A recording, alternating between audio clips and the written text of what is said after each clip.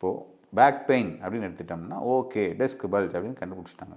Disk பல்ஜுங்கிறது MRI எடுத்துகிட்டு வர்றாரு, அவரோட எம்ஆர்ஐ தான். எஸ், நான் இல்லைன்னு சொல்லவே இல்லை, டிஸ்க் பெயின் டிஸ்க் பல்ஜ் தான்.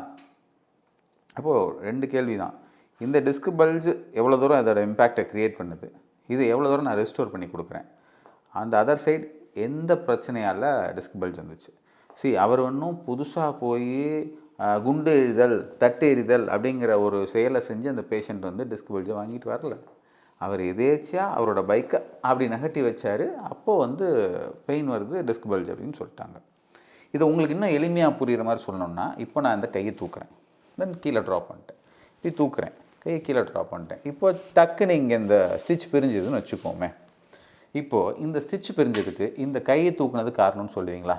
ரொம்ப ப்ராக்டிக்கலாக திங்க் பண்ணி பாருங்கள். அப்போது அந்த தூக்கி வச்சிங்க, நீங்கள் பைக் தூக்குனது தான் காரணம், ரைட்? நீங்கள் வந்து பஸ்ஸிலேருந்து வேகமாக இறங்குனீங்க, அதுதான் காரணம். உங்கள் பையன் கூட சேர்ந்து நீங்கள் ஸ்கிப்பிங் குதிச்சிங்க, அதுதான் காரணம். எந்த மொமெண்ட்டில் பெயின் வருதோ அந்த மொமெண்ட் தான் பெயினுக்கு காரணம் அப்படின்னு நினைக்கிறத விட்டு வெளியில் வாங்க. அதாவது பொதுமக்களுக்கு நான் என்ன சொல்கிறேன்னா, இது தூக்குனா பிடிச்சிக்குமோ, பேக் பெயின் இருக்கிறவங்களாக இருந்தாலும் சரி, பேக் பெயின் வந்துடும் பயமுள்ளவங்களாக இருந்தாலும் சரி, இது ஒரு இன்சிடென்ட் தான். இதே மாதிரி தான் கழுத்து வலி, இதே மாதிரி தான் ஷோல்டர் பெயின், இதே மாதிரி தான் எனி டிஸ்ஃபங்க்ஷன் இந்த பாடி.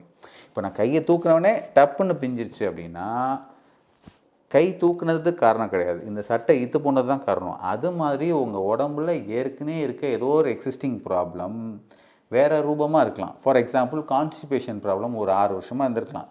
ஆனால் கான்ஸ்டிபேஷனை நம்ம என்ன பண்ணுவோம், நாட்டு வாழைப்பழம் நைட் சாப்பிடுவோம், சரியா? நைட் ஆனால் ஏதாவது அதுக்குன்னு ஒரு டானிக் வச்சுருப்போம், அதை குடிச்சிக்கலாம்.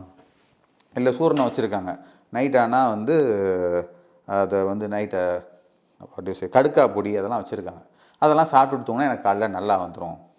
இந்த மாதிரி நீங்கள் ஒதுக்கப்படுற ஒரு விஷயம் நாளைக்கு பேக் பெயினாக வரப்போ மட்டும் நம்ம கடன்னு ஹாஸ்பிட்டல் போய்ட்றோம்.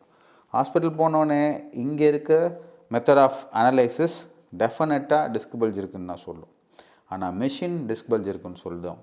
ஆனால் அதே மெஷின் எதனால் டிஸ்க் பல்ஜுன்னு சொல்லாது. அதை பேஷண்ட்கிட்ட நாங்கள் ப்ராப்பராக கம்யூனிகேட் பண்ணி ஹிஸ்ட்ரி கலெக்ட் பண்ணி சரி பண்ணுறப்போ ஈஸியாக எங்களால் சர்ஜரி இல்லாமல் பேஷண்ட்டை வெளியே கொண்டு வர முடியும்.